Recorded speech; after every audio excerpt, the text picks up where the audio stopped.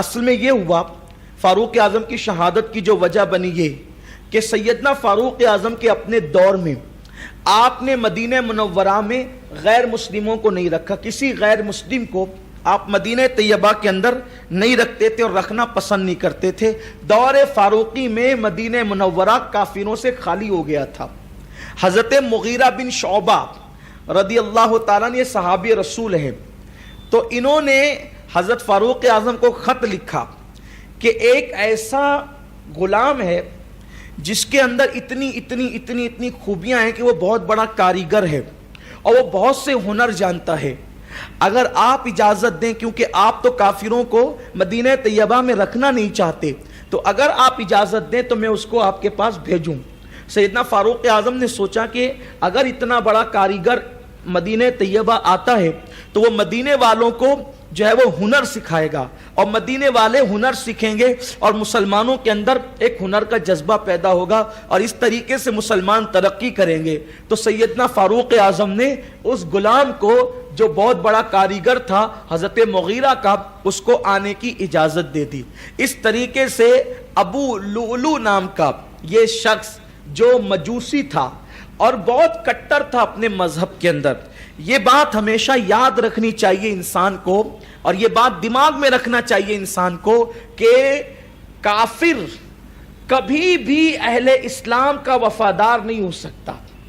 کتنا بھی وہ لبرل اپنے آپ کو کہے, کتنا بھی نیوٹرل کہے, کتنا بھی امن پسند کہے, کافر کافر ہوتا ہے. کافر اسی ناگ کی طرح ہے, کافر اور مشرک اسی ناگ کی طرح ہے جس کے اندر زہر بھرا ہوا ہے. ناگ بہرحال ڈسے گا, ایسے ہی کافر اہل ایمان کو ہمیشہ نقصان پہنچائے گا. سیدنا فاروق اعظم نے ایک نیک مقصد کی خاطر اس کو مدینہ منورہ میں انٹری دی, اور ابو لؤلؤ نام کا وہ نوجوان جب مدینہ طیبہ میں آیا تو مسلمانوں کے خوبصورت بچوں کو دیکھتا تو اندر سے جلتا وہ, اور جو ہے وہ ان کے سروں پہ ہاتھ رکھ کے روتا اور کہتا کہ مسلمانوں کے بچے اتنے خوبصورت ہیں, مسلمانوں کے بچے اتنے ذہین ہیں. اس طریقے کی باتیں کر کے وہ آپس دل کے اندر جو ہے وہ بہت کڑتا تھا. تو فاروق اعظم رضی اللہ تعالیٰ نے اس کو کہا کہ کچھ لوگوں کو سکھاؤ. تو جناب مغیرہ اس سے کچھ جو ہے وہ پیسے لیتے تھے کہ تو ہنر جانتا ہے, اتنا کماتا ہے, اتنا مجھے دیا کر کیونکہ تو غلام ہے.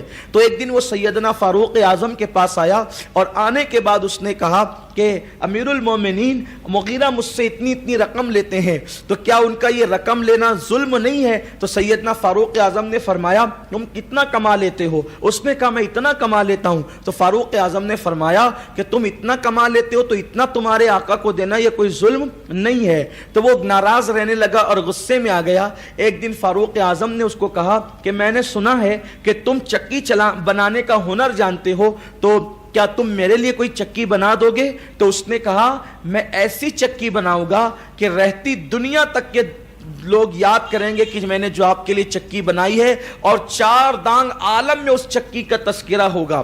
جب وہ چلا گیا, مولائے کائنات بھی موجود تھے اس محفل میں, تو سیدنا فاروق اعظم نے کہا علی اس نے جو بات کی ہے اس کا مطلب کیا ہو سکتا ہے؟ تو مولائے کائنات کہتے ہیں امیر المومنین اس نے آپ کو دھمکی دی ہے جان سے مارنے کی. پھر سیدنا فاروق اعظم, لیکن وہ عمر جس کے جلال سے لوگ ہیبت میں رہا کرتے تھے, فاروق اعظم کا جلال اسلام کے لیے تھا, شریعت کے لیے تھا, اللہ کے قانون کے لیے تھا, اپنی ذات کے لیے نہیں تھا. ایک غلام دھمکی دے کر چلا گیا مگر یہ آپ کا صبر تھا. ایسے میں آپ ان دنوں میں حج کے ایام آ گئے اور آپ حج کے لیے مکۃ المکرمہ روانہ ہوئے. جب آپ حج سے واپس آنے لگے تو حج سے واپسی پر جو ہے آپ نے خواب دیکھا کہ ایک سرخ رنگ کا, لال رنگ کا مرغا ہے جس نے ناف کے درمیان آپ کو چند ٹھونگے ماری ہے. آپ وہ خواب دیکھ کر واپس آئے. حضرت اسماء بنت امیس, یہ اسماء بنت امیس کون ہے؟ یہ حضرت جعفر طیار کی جو ہے وہ بیوی رہ چکی ہے, ان کی بیوہ تھی حضرت اسماء بنت امیس رضی اللہ تعالی عنہا, اور یہ حضرت عبداللہ ابن جعفر کی جو ہے وہ والدہ ہیں. یعنی اون و محمد جن کا کربلا میں جن کی شہادت ہوئی ہے یہ ان کی دادی ہوتی ہے حضرت اسماء بنت امیس. تو اس وقت مدینہ منورہ میں عورتوں میں خواب کی تعبیر کا علم سب سے زیادہ اللہ نے اسما بنت امیس کو عطا فرمایا تھا. تو جب یہ خواب حضرت اسما بنت امیس کے سامنے بیان کیا گیا کہ ایک لال رنگ کا مرغا ہے جو فاروق اعظم کی ناف کے نیچے ٹھونگے مار رہا ہے، تو سیدہ اسما بنت امیس نے فرمایا کہ اگر یہ خواب سچا ہے اور سچائی ہے تو چند دن کے بعد حضرت فاروق اعظم کی شہادت ہو جائے گی اور حضرت فاروق اعظم شہید ہو جائیں گے. اس طریقے سے یہ خواب جو ہے وہ آپ کو نظر آیا اور یہ خواب نے شہادت بتایا. پھر فاروق اعظم نے حج میں ہی دعا کی تھی، اللہ سلطنت بہت بڑھ چکی ہے، 3 بر اعظموں پہ حکومت ہے، لوگ بہت بڑھ چکے ہیں، اس سے پہلے کہ میں بے بس ہو جاؤں اور لوگوں کو سنبھال نہ سکوں تو مجھے اپنی بارگاہ میں بلا لے. پھر اس کے بعد فاروق اعظم رضی اللہ تعالیٰ ایک دن جو ہے وہ آپ مسجد میں تشریف لے گئے نماز کے لیے، اور آپ کی عادت کریمہ تھی کہ جب آپ مسجد میں مصلی پر کھڑے ہوتے تو آپ یوں کہتے اقیموا صفوفکم، کہ سیدھے کھڑے ہو جاؤ، سووا صفوفکم، صفیں سیدھی کر لو. بلکہ آپ دیکھتے اگر کوئی نیچے آگے پیچھے ہوتا تو آپ اس کے پاس جا کر کے اس کو درست کرتے، کیونکہ صف سیدھی کرنے کا معاملہ یوں فرمایا گیا. اللہ کے رسول علیہ السلام فرماتے ہیں کہ جب تک میری امت صفیں سیدھی رکھے گی اس وقت تک امت کامیاب رہے گی، اور جب تک میری امت کی صفوں کے درمیان گیپ نہیں ہوگا، خلا نہیں ہوگا، اس وقت تک میری امت متحد رہے گی. اب تو لوگ صفوں کے اندر بھی کھڑے ہوتے ہیں تو ایک دوسرے کے فاصلے سے کھڑے ہوتے ہیں، جبکہ کاندھے سے کاندھا لگنا چاہیے، اتنے قریب ہونا چاہیے، کیونکہ اگر گیپ رہے گا تو شیطان وسوسے پیدا کرتا ہے، شیطان اختلاف پیدا کرتا ہے. تو فاروق اعظم اس کا بہت خیال کرتے تھے. اب یہاں ایک اہم بات، فاروق اعظم کو حضور کی بات پہ کتنا یقین تھا کہ جب تک میری امت صفوں کو متصل رکھے گی ان میں اختلاف نہیں ہوگا. تو فاروق اعظم نے امت کو متحد رکھنے کے لیے مسجد میں صفوں کو متحد رکھنے پہ کتنا زور دیا، اور جب تک کہ لوگ صفوں میں متحد رہتے تھے فاروق اعظم کے دور تک تو پھر امت یہ متحد رہی، اس امت میں اتحاد رہا.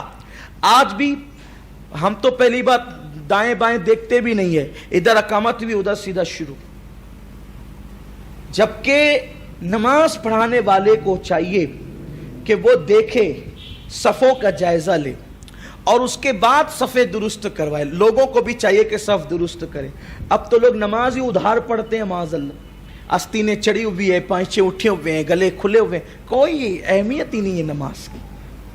نماز کی کوئی اہمیت ہی نہیں ہے. نماز کتنی اہم عبادت، اہم العبادات ہے نماز، لیکن بس پڑھ لیا.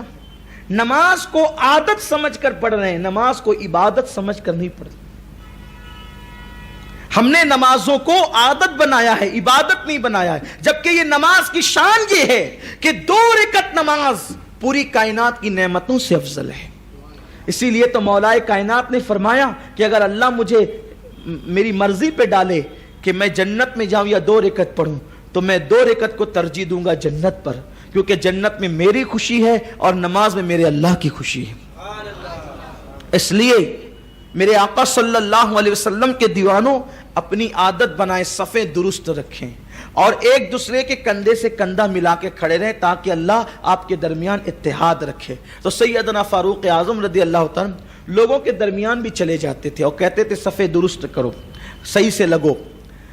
اسی درمیان میں ابو لؤلؤ، یہ اس کا اصل نام تھا فیروز نام تھا، ابو لؤلؤ فیروز.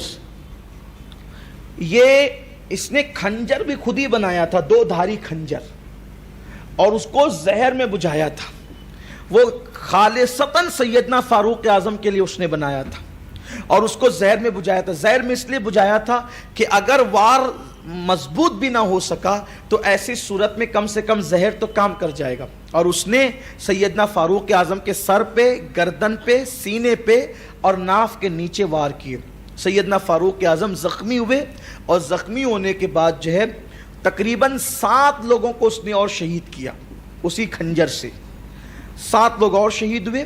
ایک شخص جو بہت ہوشیار تھے انہوں نے اپنی بڑی ٹوپی اس کے سر میں ڈال دی تو اس کی آنکھیں چھپ گئی، اب وہ دیکھ نہیں سکتا تھا، اس طرح سے اس کو پکڑ لیا گیا. یہ ہے فیروز ابو لؤلؤ. سیدنا فاروق اعظم کچھ دن ظاہری طور پہ حیات رہے اور پھر آپ نے جو ہے وہ ذی الحجہ کی 26 تاریخ کو یا ماہ محرم کی 1 تاریخ کو، ذی الحجہ کی 26 یا ماہ محرم کی 1 تاریخ کو آپ نے جام شہادت نوش فرمایا۔ یہ سیدنا فاروق اعظم رضی اللہ تعالیٰ کی شہادت ہوئی، اور آقا فرماتے ہیں عمر کی شہادت قیامت کی نشانیوں